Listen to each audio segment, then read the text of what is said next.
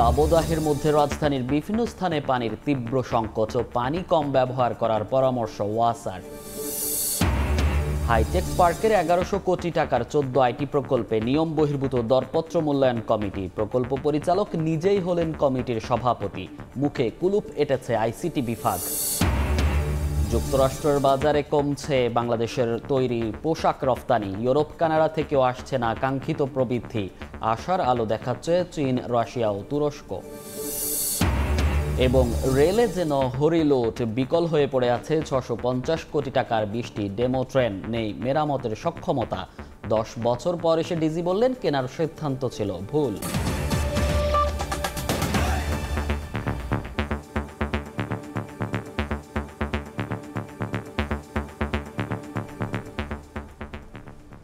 সকালের সময় সঙ্গে আছি আমি মনির হোসেন। দাবদাহের মধ্যে রাজধানীর বিভিন্ন স্থানে পানির তীব্র সংকট দেখা দিয়েছে। সবচেয়ে বেশি ভোগান্তি ভাটারা, মিরপুর, মাটিকাটা, ভাসানটেক ও তার আশেপাশের এলাকায়। কোথাও কিছুটা নামমাত্র পানি আসলেও তা ব্যবহারের অযোগ্য। ওয়াসা বলছে এলাকাগুলোর ময়লা পানির বিষয়ে তারা কিছুই জানে না। যেখানে পানি পায় না সেখানে উল্টো পরামর্শ অতিরিক্ত পানি ব্যবহার না করার। তাসনিয়া নিশাত মিমের রিপোর্ট। দীর্ঘদিন ধরে চলছে অসহনীয় গরম, এর মধ্যে আবার জীবন বাঁচানোর পানির সংকট। এমন চিত্র রাজধানীর ভাটারা, মিরপুর, মাটিকাটা সহ আশেপাশের বেশ কয়েকটি এলাকায়। ভুক্তভোগীদের দাবি, বছরের অন্যান্য সময় কম বেশি পানির সংকট থাকলেও এবছর পানির সংকট তীব্র আকার ধারণ করেছে। এ যেন মরার উপর খাড়ার ঘা। পানি পাওয়া যাচ্ছে না, অনেক সময় যে এখান থেকে কাঠ দিয়ে পানি নিতে হচ্ছে, বাসায় পানি পাওয়া যাচ্ছে না। আমাদের বাসায় আজকে 4 দিন থেকে পানি নাই। আমরা মানুষের বাসার থেকে পানি নিয়ে তারপরে কাজ করি। এক বাসা তাই আর এক বাসায় পানি নিতে আন কেন, আমরা কি করব, আমরা তো বাধ্য হয়ে যেতে হয়। সবচেয়ে বেশি ভোগান্তি পোহাতে হচ্ছে বয়স্ক, গৃহিণী ও শিশুদের। আমাদের কাজ করতে অনেক সমস্যা। কোনো সময় হয়তো 10 মিনিট আসে, গত 2 দিন যাবৎ এক ফোঁটা পানিও আসে না। সারাদিনও একবার পানি পাই না। আজকে সকালে একটু পারছি, তা ভালোভাবে পাইনি। রাত্রে যা ধৈর্য না হয়, সারাদিন রেখে দেওয়া হয়, এগুলোই অল্প ভাবে দিয়ে চলি, যার কারণে বিভিন্ন রকমের রোগে আক্রান্ত হচ্ছে। আমরা তো বিল যেভাবে দিচ্ছি পানি তো সেভাবে পাচ্ছি না। প্রচণ্ড দাবদাহে চিকিৎসকরা যখন বেশি বেশি পানি পান আর গোসলের পরামর্শ দিচ্ছেন, তখন গোসল তো দূরের কথা, সুপেয় পানিরই দেখা মিলছে না। যা পাওয়া যাচ্ছে তাতেও রয়েছে ময়লা আর দুর্গন্ধ। যে পানিটা আসে, এই পানিটা 80% 90% হলো ময়লা। প্রতিটা ঘরে বাচ্চারা অসুস্থ হয়ে গেছে। চুলকানি হইতেছে পুরা শরীরে, মানে হাতে পায়ে। আমার ছেলের 2 ছেলের জন্ডিস হয়েছে এই পানি। অজুহাত দিয়ে ক্যামেরার সামনে কথা বলতে চাননি ওয়াসার দায়িত্বশীল কর্মকর্তা। সংকটের বিষয়টি আমলে নিয়ে সংস্থার দাবি, তীব্র গরমের কারণেই পানির সংকট। আমি আপনার থেকে এখন শুনলাম, যখন যদি জানে অবশ্যই অ্যাকশন নিচ্ছে, তো আপনি আমাকে অ্যাডজাস্ট দিলে আমার সুবিধা হয়। আমি বলবো এইরকম কেউ ময়লা পানি ছিল, তোমরা কি অ্যাকশন নিচ্ছ, আমি তখন বলতে পারি তাদের। এই সংকটের জন্য আমরা আগে টিউবওয়েল স্ট্যান্ড বাই হিসেবে করে রাখছি, সেটা এখন অপারেশনে আছে। মানুষ গোসল 2বার 3বার করে, বাইরে গিয়ে আসলেই আবার গোসল করে, আবার প্যান্ট ভিজায়, গেঞ্জি ভিজায়, এগুলো আবার পানি দিয়ে ধোয়া লাগে। মায়েরা ধোয়, বুয়ারা ধোয়। এই মুহূর্তে পানি যেন গাড়ি বা বাড়ি ধোয়ার জন্য এই পানি ব্যবহার কম করে। একান্ত হলে বালতি দিয়ে যেন গাড়ি ধোয় বা বাড়ির আঙ্গিনা ধোয়। এ অবস্থায় ভবন মালিকরা বাড়তি টাকা খরচ করে সাবমার্সিবল পাম্প লাগিয়ে নিজেদেরকে গরম থেকে রক্ষার আপ্রাণ চেষ্টা করছেন। তাসনিয়া নিশাত মিম, সময় সংবাদ, ঢাকা। টানা দাবদাহের পর দেশের বিভিন্ন স্থানে বৃষ্টি হয়েছে। এতে স্বস্তি নেমেছে জনজীবনে। শনিবার সন্ধ্যার পর থেকে নেত্রকোনায় ঝড়ো হাওয়া বইলেও রাত 8:30টার দিকে নামে বৃষ্টি। এরপর আধা ঘন্টার মতো বৃষ্টি হয়, তার সঙ্গে প্রকম্পিত মেঘের গর্জন আর বজ্রপাতও। এতে শান্ত হয় প্রাণ প্রকৃতি। শেরপুরেও হয় এক পশলা বৃষ্টি। এ সময় ঠান্ডা বাতাস বয়ে যাওয়ায় মানুষের মধ্যে স্বস্তি ফিরে আসে। একই দিন কিশোরগঞ্জের ভৈরবেও দেখা মিলেছে কাঙ্ক্ষিত বৃষ্টির। বৈশাখের তীব্র দাবদাহের পর কাঙ্ক্ষিত এই বৃষ্টি আশীর্বাদ হয়ে এনেছে।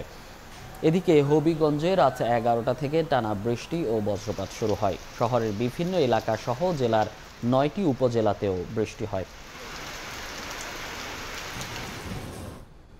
অন্য প্রসঙ্গ, পিপিআর ও ইজিপি গাইডলাইন ভেঙে দরপত্র মূল্যায়ন কমিটি গঠনের অভিযোগ উঠেছে হাইটেক পার্কের ১১১৫ কোটি টাকার ১৪ আইটি প্রকল্পে। সংশ্লিষ্টরা বলছেন, দরপত্র নিয়ন্ত্রণ নিতে হাইটেক পার্ক ও আইসিটি বিভাগকে ম্যানেজ করে কমিটির সভাপতি হয়েছেন প্রকল্প পরিচালক নিজেই। এরই মধ্যে প্রকল্পের ৮৪০ কোটি টাকার দরপত্র সম্পন্ন হয়েছে। কমিটি গঠনে অনিয়ম নিয়ে মুখ খুলতে নারাজ হাইটেক পার্ক কিংবা তথ্য প্রযুক্তি বিভাগ। শুভ খানের রিপোর্ট। ন্যূনতম এসএসসি ও সমমান পর্যায়ের শিক্ষার্থীদের প্রযুক্তিতে দক্ষ এবং উদ্যোক্তা তৈরির লক্ষ্যে ২০২২ সালের ১ জুলাই শুরু হয় ১৪ জেলায় Sheikh Kamal IT training and incubation centre স্থাপন বা ১৪টি আইটি প্রকল্পের কাজ। প্রায় ১১১৫ কোটি টাকা ব্যয়ে বাস্তবায়নাধীন এই প্রকল্পে পিডি হিসেবে অতিরিক্ত দায়িত্ব পান হাইটেক পার্কের উপপরিচালক আতিকুল ইসলাম। দায়িত্ব গ্রহণের পর থেকে একের পর এক অনিয়মের অভিযোগ উঠেছে এই কর্মকর্তার বিরুদ্ধে। প্রকল্পের নোটশিটে বলা হয় ১৪ আইটি প্রকল্পে পাবলিক প্রকিউরমেন্ট রুলস ২০০৮ এবং ইজিপি গাইডলাইনের আলোকে প্রকল্প পরিচালককে সভাপতি, উপপ্রকল্প পরিচালককে সদস্য সচিব এবং আইসিটি বিভাগ থেকে একজন প্রতিনিধি নিয়ে ৩ সদস্যের দরপত্র মূল্যায়ন কমিটি গঠনের প্রস্তাব উত্থাপন করা হলো। অথচ পিপিআর ২০০৮-এর বিধি ১০ অনুযায়ী এই কমিটির প্রধান হওয়ার কথা হাইটেক পার্কের ব্যবস্থাপনা পরিচালকের। নোটশিটে আইনের ব্যত্যয় উল্লেখ করে কমিটি পুনর্গঠনের প্রস্তাব দেন উপপ্রকল্প পরিচালক। অভিযোগ আছে, তৎকালীন ভারপ্রাপ্ত এমডিকে ম্যানেজ করে কমিটিতে নিজেই সভাপতি পদে থাকার অনুমোদন নেন প্রকল্প পরিচালক। এ বিষয়ে জানতে চাইলে পিপিআর আইন এবং ইজিপি গাইডলাইনের ভুল ব্যাখ্যা দেন Atiqul Islam. Proposal evaluation committee PEC shall be formed comprising the maximum up to 3 members taken. Among them 2 must be from procuring entity. মনে করেন সাপোজ আমার 14 আইটি, এখান থেকে হলো 2 জন ম্যান্ডেটরি। ৩ সদস্যের দরপত্র মূল্যায়ন কমিটিতে প্রকল্প থেকে 2 জন সদস্য বাধ্যতামূলক। ইজিপি গাইডলাইনে বিষয়টি উল্লেখ নেই। বলা হয়েছে কমিটিতে 2 জন থাকবে প্রকিউরিং এন্টিটি থেকে। প্রকিউরিং এন্টিটি হলো সরকারি তহবিল ব্যবহারের প্রশাসনিক ও আর্থিক ক্ষমতাপ্রাপ্ত ব্যক্তি বা সত্তা। সেই হিসেবে এই কমিটিতে সভাপতি পদে হাইটেক পার্কের এমডি, যুগ্ম সচিব কিংবা উপসচিব পদমর্যাদার কর্মকর্তা থাকার কথা। কিন্তু অনুমোদিত কমিটিতে আতিক সভাপতি, ডিপিডি সদস্য সচিব আর তথ্য প্রযুক্তি বিভাগ থেকে আছেন একজন প্রোগ্রামার। এমডি আপনাকে মনোনীত করছে? দেখুন এমডি হই তো ফাইল গেছে, এমডি ফাইল না হয়ে কি ফাইল যায় বলেন? প্রকল্প সূত্রে জানা গেছে প্রায় ১১১৫ কোটি টাকার এই প্রকল্পে ১৪ জেলার মধ্যে ১২টিতে আইটি পার্ক স্থাপনের দরপত্র সম্পন্ন হয়েছে, যার আর্থিক মূল্য প্রায় ৮৪০ কোটি টাকা। ইজিপি গাইডলাইন ও পিপিআর রুলস লঙ্ঘন করে কিভাবে কমিটি অনুমোদন পেল এ বিষয়ে কিছু বলতে চাননি তথ্য প্রযুক্তি সচিব। ওটিএমডির সাথে কথা বললে বোধহয় ভালো হবে, কারণ এটা তো তারাই করে, আমরা তো আমাদের পর্যায়ে আসে না, জানা নাই আসলে। অনিয়মের দায় নিতে চান না হাইটেক পার্কের বর্তমান ব্যবস্থাপনা পরিচালকও, দায় সারেন বিবৃতি দিয়ে। শুভ খান, সময় সংবাদ, ঢাকা। নানা জটিলতা এবং রাজনৈতিক সমীকরণের কবলে পড়ে যুক্তরাষ্ট্রের বাজারে বাংলাদেশের তৈরি পোশাক রফতানি ক্রমশ কমছে। একই সাথে কাঙ্ক্ষিত প্রবৃদ্ধি আসছে না ইউরোপ, কানাডার মতো প্রচলিত বাজারেও। তবে রফতানির লক্ষ্যমাত্রা রেকর্ড ছাড়িয়ে আসার আলো দেখাচ্ছে চীন, রাশিয়া, তুরস্ক এবং মধ্যপ্রাচ্যের নতুন বাজার। সাক্ষত টিপুর ক্যামেরায় বিস্তারিত জানাচ্ছেন কমল দে। বিজিএমই এর সবশেষ তথ্য অনুযায়ী চলতি অর্থ বছর 10 মাসে যুক্তরাষ্ট্রের বাজারে তৈরি পোশাক রপ্তানি কমেছে 2.58%। আগের অর্থ বছরে এই সময়ে 5,609 মিলিয়ন মার্কিন ডলারের পণ্য রপ্তানি হলো, এই বছর তা 5,464 মিলিয়নে নেমে এসেছে। অথচ যুক্তরাষ্ট্রকে ধরা হয় বাংলাদেশের তৈরি পোশাকের প্রধান বাজার। তার পাশাপাশি ইউরোপ এবং কানাডার মতো প্রচলিত বাজারও কাঙ্ক্ষিত প্রবৃদ্ধি মিলছে না। স্টোরগুলিতে যে পরিমাণ বিক্রি হওয়ার কথা ছিল সেই পরিমাণ বিক্রি হচ্ছে না, না হওয়ার কারণে ওরা কিনছে কম। ওরা যখন কম কিনবে তখন আমাদের উপর সেটা এফেক্ট আসবে। আমরা যে $100 বিলিয়ন টার্গেট নিয়ে ক্যাপাসিটি করে ফেলেছি, সে ক্যাপাসিটির অনুযায়ী আমরা অর্ডার পাচ্ছি না, বিকজ তাদের ওখানে কিন্তু অর্ডার ফ্লো কমে গেছে, চাহিদা কমে গেছে। গত 10 মাসে নতুন বাজারে $6,302 মিলিয়ন মার্কিন ডলারের পণ্য রপ্তানি করেছে বাংলাদেশ। এর মধ্যে বছরে তুরস্কে রেকর্ড 63.35%, চীনে 44.76%, সৌদি আরবে 47.19%, আরব আমিরাতে 36.54%, রাশিয়ায় 25.65%, অস্ট্রেলিয়ায় 21% এবং জাপানে 7.12% প্রবৃদ্ধি হয়েছে বলে দাবি বিজিএমই এর। আমাদের রপ্তানি হচ্ছে ঠিক আছে, কিন্তু স্ট্যাবিলিটি নিয়ে আসার জন্য আমাদের থেকে, গভর্নমেন্ট থেকে এটা উদ্যোগটা নিতে হবে, আমাদের কাউন্সিলেটগুলো কাজ করতে হবে। আমাদেরকে বাইরে যখন আমরা প্রাইস অফার করে, আমরা যখন ওদের সাথে প্রাইস কোট করি, তখন ওরা আমাদেরকে বলে ভিয়েতনাম, কম্বোডিয়া থেকে তোমার প্রাইস অলমোস্ট 30% বেশি। চলতি বছরের প্রথম 4 মাসে 17 বিলিয়ন মার্কিন ডলারের তৈরি পোশাক রপ্তানি করেছে বাংলাদেশ। আর অর্থ বছরের 10 মাসে মাত্র 4.97% প্রবৃদ্ধি হিসেবে রপ্তানি হয়েছে 40.49 মিলিয়ন মার্কিন ডলারের পণ্য। বিদেশি মিশনগুলো কার্যকর ভূমিকা রাখলে বাংলাদেশের তৈরি পোশাক রপ্তানির লক্ষ্যমাত্রা পৌঁছানো তেমন কোনো ব্যাপার নয়। চট্টগ্রামের বায়েজিদ শিল্পাঞ্চল থেকে কমল দে, সময় সংবাদ। রেল যেন চলছে গৌরী সেনের টাকায়। 650 কোটি টাকায় কেনা 20টি ডেমো ট্রেনই বিকল হয়ে পড়ে আছে ওয়ার্কশপে। রেলের মেরামত সক্ষমতা না থাকায় ট্রেনগুলো স্থায়ীভাবে নষ্ট হতে চলেছে। কেনার সিদ্ধান্তকে ভুল আখ্যা দিয়ে রেলওয়ে পরিচালক বলছেন, রক্ষণাবেক্ষণের ব্যবস্থা না করে কেনা হয় ট্রেনগুলো। তবে ব্যর্থতার দায়ভার কেউ নিতে না চাইলেও দেশীয় প্রযুক্তিতে ডেমো মেরামতের কথা ভাবছে রেলওয়ে। নুরুল আলম নয়নের ক্যামেরায় নাজমুস সালেহির প্রতিবেদন। পরিত্যক্ত ট্রেনের ভাগাড়, যেন মেয়াদ উত্তীর্ণ নষ্ট ট্রেন পড়ে আছে ওয়ার্কশপ জুড়ে। অথচ 2014 সালে ডেমোগুলো কেনা হয় 650 কোটি টাকা দিয়ে। 4 দশক সেবা দেওয়ার কথা থাকলেও কেনার পর থেকেই বিকল হতে শুরু করে চীনা ডেমো। দীর্ঘদিন পড়ে থাকায় ঘন জঙ্গলে ঢেকে গেছে ট্রেন। জং ধরে ক্ষয়ে পড়ছে মূল্যবান যন্ত্রপাতি। অবহেলা, অযত্নের ট্রেনগুলো এখন স্থায়ীভাবে নষ্টের পথে। পুরো আছে, ঠিক আছে, এগুলো অকেজ অবস্থায় আছে, তো আমরা নিরতা দেখতে আছি আর কি। ডেমো তো এখন আপাতত মানে অচল অবস্থায় আছে এখানে। আমরা এখানকার জঙ্গল পরিষ্কার করতেছি, দেখতে অনেক জঙ্গল দেখা যাচ্ছে বেশি। মেকানিকরা বলছেন, দেশে ডেমো মেরামতের নেই কোনো ওয়ার্কশপ, কোনো ট্রেনিংও দেয়া হয়নি তাদের। ফলে প্রযুক্তিগত কোনো ধারণা না থাকায় মেরামত সম্ভব হচ্ছে না। ডেমোর কোনো ওয়ার্কশপ নাই, কাজ করবে যারা ওই মিস্ত্রি ওখানে দেয় নাই। আমাদের ওইভাবে ট্রেন আপ না ডেমো নিয়ে, আমরা যে কারণে আমরা ডেমো নিয়ে এতটা আগাইতে পারিনি। যেটা দিয়ে মেরামত করবে, এটার যে পার্টস, এই পার্টস ওইভাবে নাই আমাদের। রেলওয়ে মহাপরিচালকের সহজ স্বীকারোক্তি, রক্ষণাবেক্ষণের ব্যবস্থা না করেই কেনা হয় ডেমো। ভবিষ্যতে কি প্রয়োজন হবে সেই জিনিসটা তাদের ওই সময় বিবেচনা করার দরকার ছিল। মেনটেন্যান্সটা আমাদের ওয়ার্কশপ পারবে কি, অথবা আমাদের ওয়ার্কশপের সঙ্গে আরও বিকল্প কিছু ব্যবস্থা করা যায় কিনা, সেই বিষয়টা ওইভাবে সময় চিন্তা করা হয়নি বলে আমার কাছে মনে হয়।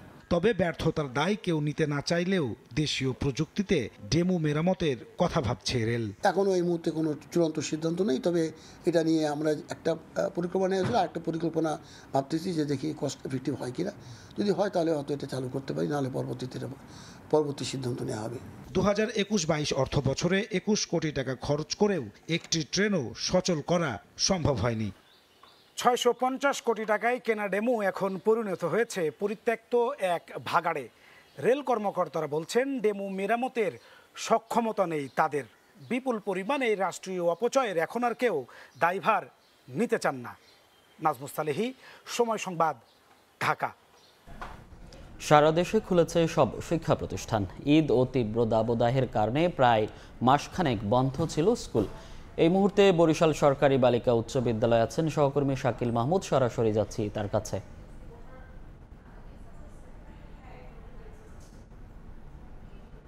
মুহূর্তে আমরা আছি বরিশালের সদর গার্লস যে স্কুল সেখানে, এবং এখানে কিন্তু যে টানা তাপদাহের কারণে যে বিদ্যালয় বন্ধ দিয়েছিল, তারপরে কিন্তু আজকে থেকে যে ক্লাস শুরু হওয়ার যে কথা, এখানে কিন্তু সেই ক্লাস শুরু হয়েছে। আপনাদেরকে যদি একটু দেখাই যে এখানে কিন্তু শিক্ষার্থীরা কিন্তু তাদের যে ক্লাস সেই ক্লাস কিন্তু তারা করছে, এবং আপনারা দেখছেন যে শিক্ষকরাও কিন্তু এখানে পাঠদান কার্যক্রম চালিয়ে যাচ্ছে।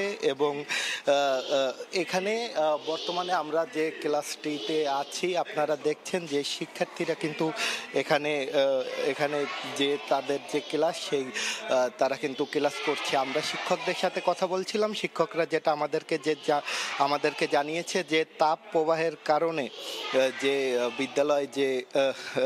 বিদ্যালয় যে বন্ধ ঘোষণা করা হয়েছিল, তারপরে আজকে থেকে যে এই যে ক্লাস যে শুরু হলো, এ কারণে তারা খুশি। তবে এই দীর্ঘ বন্ধের কারণে যে এখানে যে পড়াশোনায় যে ঘাটতি হয়েছে সেটি পুষিয়ে উঠতে কিন্তু তারা সর্বোচ্চ চেষ্টা করবে বলে জানিয়েছে। পাশাপাশি আমরাও শিক্ষার্থীদের সাথে কথা বলছিলাম, শিক্ষার্থীরা যেটা আমাদেরকে জানিয়েছে যে তারাও কিন্তু সর্বোচ্চ আসলে পড়াশোনায় এখন মনোনিবেশ করবে, কারণ বাসায় বসে কিন্তু তারা যে পড়াশোনাটি আছে সেটা তারা করেছে, এবং এই ক্লাসের যে সিলেবাস আছে সেটিও তারা যাতে শেষ করতে পারে সে কারণে কিন্তু শনিবারেও কিন্তু ক্লাস হবে বলে কিন্তু তারা জানিয়েছে।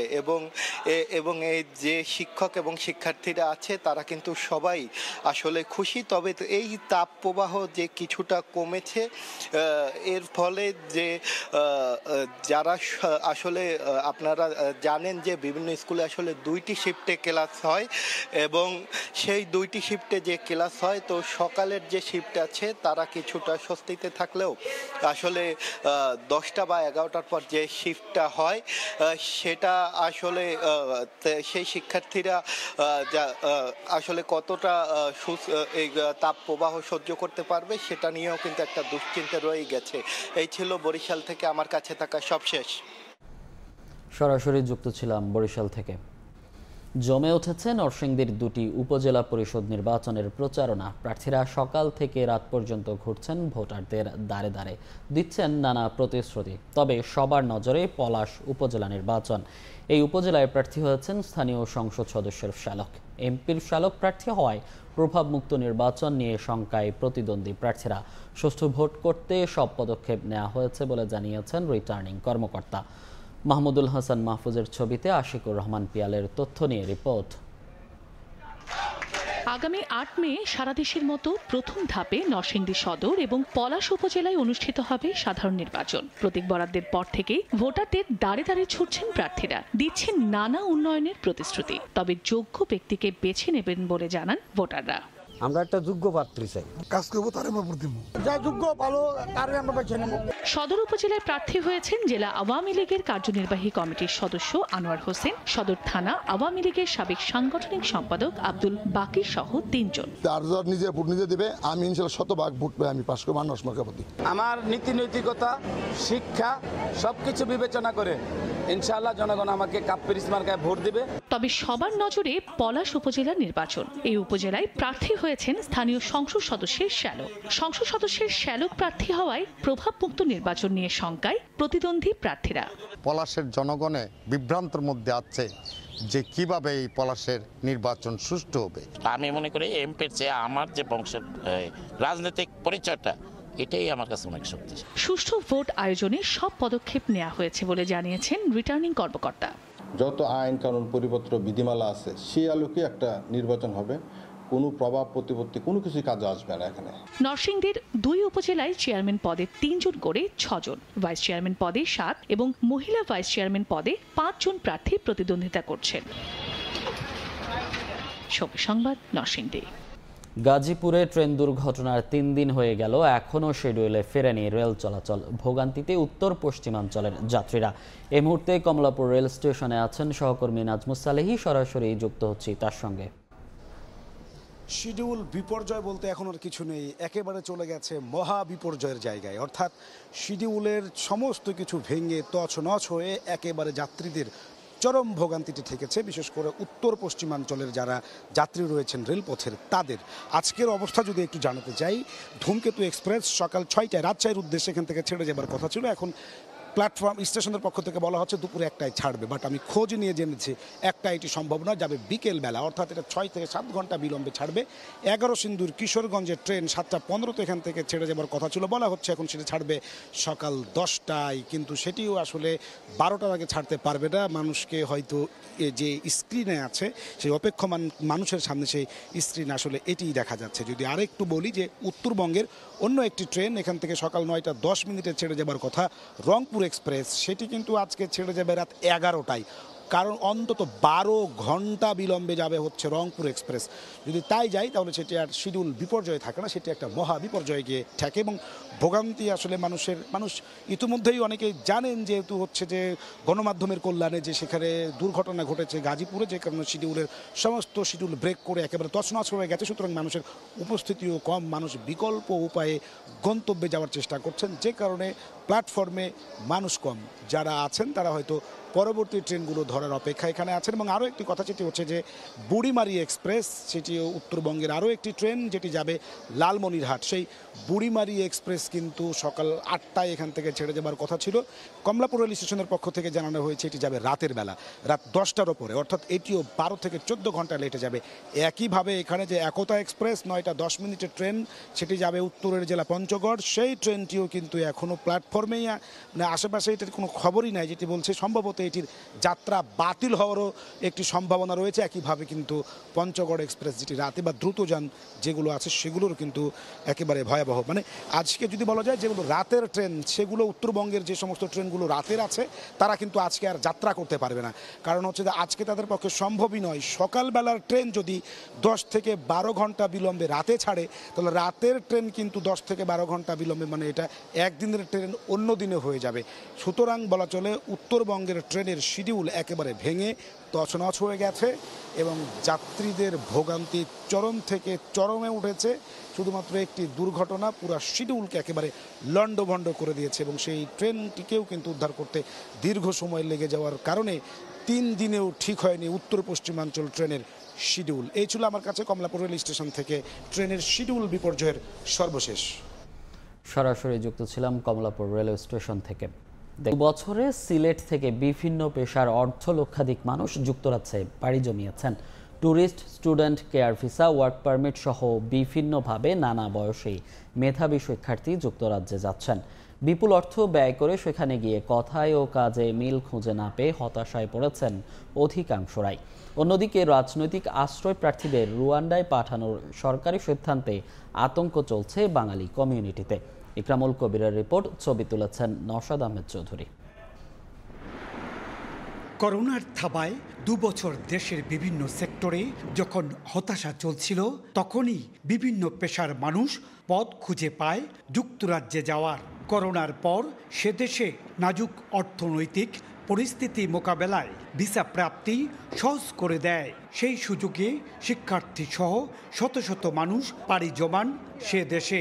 আমি দেশে 10 বছর ধরে আছি, অ্যাসাইলাম ক্লেম করছি, কখনো জানি না কিতা হইব না হইব লাইফে। এখন যে পর্যায়ে আইয়া খার হইছে, আদৌ কতটুকু স্বপ্ন পূরণ হইব বোঝা যান না। 100-এর উপরে কিউএ লাইনের মধ্যে দাঁড়ায় থাকে আপনার রিলিফের খাবার নেয়ার জন্য, বুঝছেন? কে কারা? আমার দেশের মানুষ। বিভিন্ন ভিসায় সেখানে যাওয়া বাংলাদেশিদের একটি বড় অংশ দ্রুত নাগরিকত্ব পাওয়ার আশায় রাজনৈতিক আশ্রয়ের আবেদন করেন। একটা বড় অংশ কিন্তু পলিটিক্যাল অ্যাসাইলামের জন্য তারা আবেদন করেছে, যতটুকু আমরা জানতে পেরেছি। এবং গত বছর বিশেষ করে যে কেয়ার ভিসা এবং এই ওয়ার্ক পারমিটে বেশ কিছু সংখ্যক আমাদের সিলেটি ইংল্যান্ডে পাড়ি জমিয়েছে। এদিকে যুক্তরাজ্য তাদের অর্থনৈতিক চাপ কমাতে রাজনৈতিক আশ্রয় প্রার্থীদের রুয়ান্ডায় পাঠানোর সিদ্ধান্ত নিয়েছে। যুক্তরাজ্যে আসা আশ্রয় প্রার্থীদের মধ্যে 5,700 জনকে এবছর রুয়ান্ডায় পাঠানোর পরিকল্পনা নিয়েছে যুক্তরাজ্য সরকার। একটা থার্ড ওয়ার্ল্ড কান্ট্রি থেকে গিয়ে যদি ওনাকে আরেকটা থার্ড ওয়ার্ল্ড কান্ট্রিতে যেতে হয়, তাহলে তো সেটা একটা চিন্তার ব্যাপার। অভিবাসীদের পাঠানোর লক্ষ্যে 2022 সালের এপ্রিলে আফ্রিকান দেশ রুয়ান্ডার সঙ্গে $272 মিলিয়ন একটি চুক্তি করে যুক্তরাজ্য। চুক্তির আওতায় 5 বছরে যুক্তরাজ্যে আসা অভিবাসন প্রত্যাশীদের জায়গা দেবে রুয়ান্ডা। ইকরামুল কবির, সময় সংবাদ, সিলেট। দিন দিন মৌলভীবাজারে বাড়ছে প্রবাসীদের পাঠানো রেমিটেন্সের পরিমাণ। চলতি অর্থ বছরে প্রথম 9 মাসে বিভিন্ন দেশ থেকে এসেছে 4,962 কোটি টাকা রেমিটেন্স, যা সিলেট বিভাগে দ্বিতীয় সর্বোচ্চ। বৈধ পথে রেমিটেন্সের পরিমাণ আরও বাড়াতে দেশের বিভিন্ন খাতে বিনিয়োগের পরামর্শ ব্যাংক কর্মকর্তাদের। শাহ অলিদুর রহমানের পাঠানো তথ্য ও মোহাম্মদ ইয়ারুব আহমেদের ছবি নিয়ে রিপোর্ট। বৈশ্বিক মহামারী ও বিভিন্ন যুদ্ধের প্রভাবে দেশের বিভিন্ন এলাকায় প্রবাসীদের পাঠানো রেমিটেন্সের পরিমাণ কম বেশি হচ্ছে, তবে মৌলভীবাজারে এ পরিস্থিতি ব্যতিক্রম। বাংলাদেশ ব্যাংকের তথ্য মতে 2020-21 অর্থ বছরে মৌলভীবাজারে 5,638 কোটি টাকা রেমিটেন্স এসেছে। প্রতি বছর এই সংখ্যা বেড়ে 2022-23 অর্থ বছরে তা দাঁড়ায় 6,951 কোটি টাকায়। আর চলতি 2023-24 অর্থ বছরের প্রথম 9 মাসে রেমিটেন্স এসেছে 4,962 কোটি টাকা।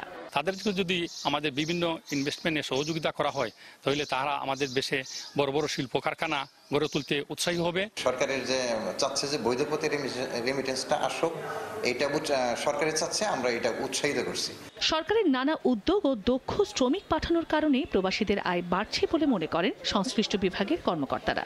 সিলেট বিভাগের অন্যান্য জেলার তুলনায় কিন্তু আমাদের এখান থেকে রেমিটেন্সের মাত্রা অন্য জেলার তুলনায় কম্পারেটিভলি একটু বেশি, এবং এখান থেকে মানুষ দক্ষ হয়ে যাচ্ছে। তবে প্রবাসীদের অভিযোগ, অর্থনীতিতে গুরুত্বপূর্ণ ভূমিকা থাকলেও দেশের বিমানবন্দরগুলোতে তাদের সঙ্গে খারাপ আচরণ করা হয়।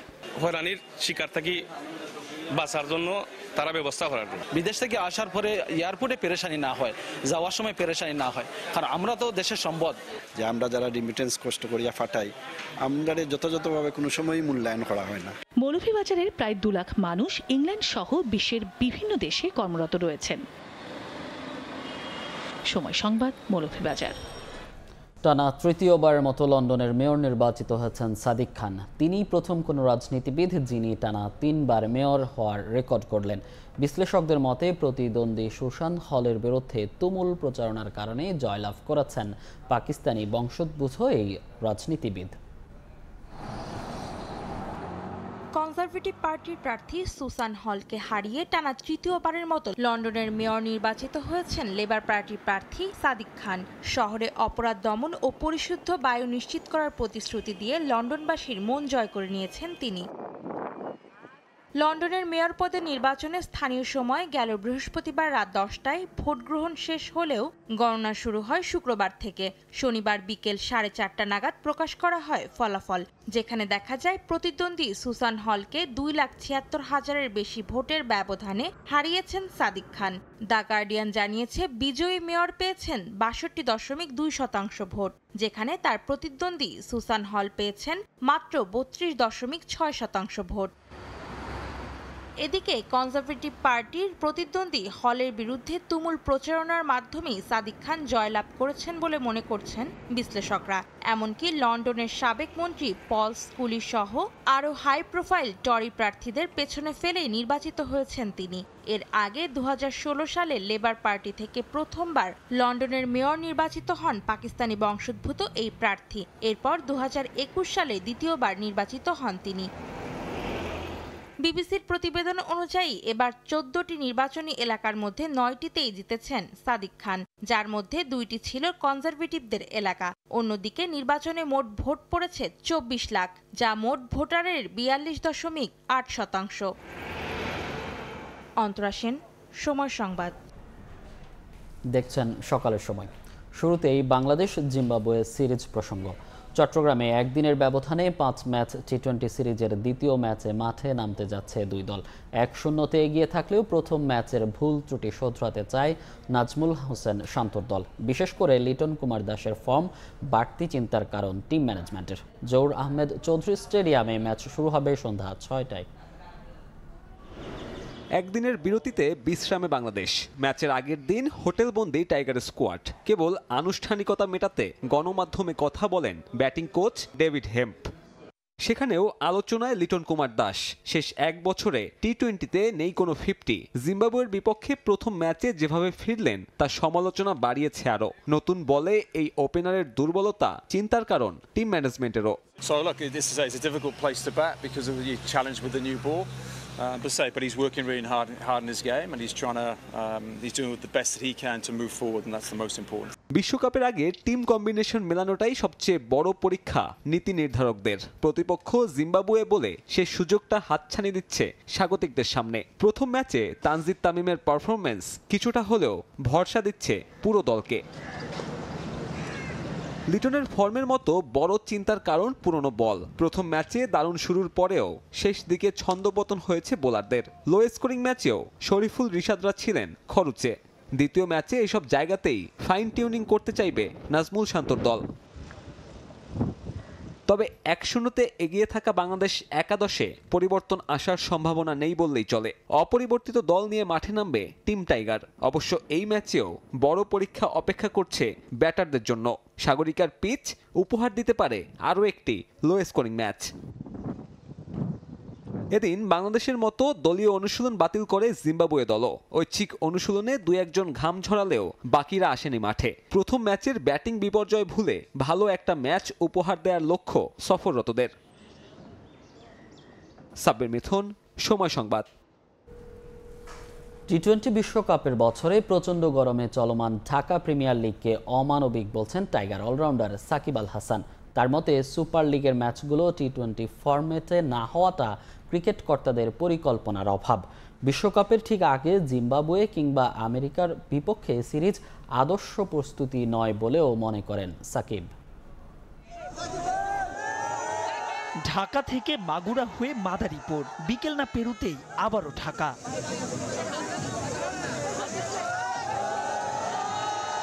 হই হুল্লোড়, ছোটাছুটি, আয়োজকদের চরম অব্যবস্থাপনা। তবুও সাকিব ছুটছেন, পেছনে ক্যামেরার লেন্স।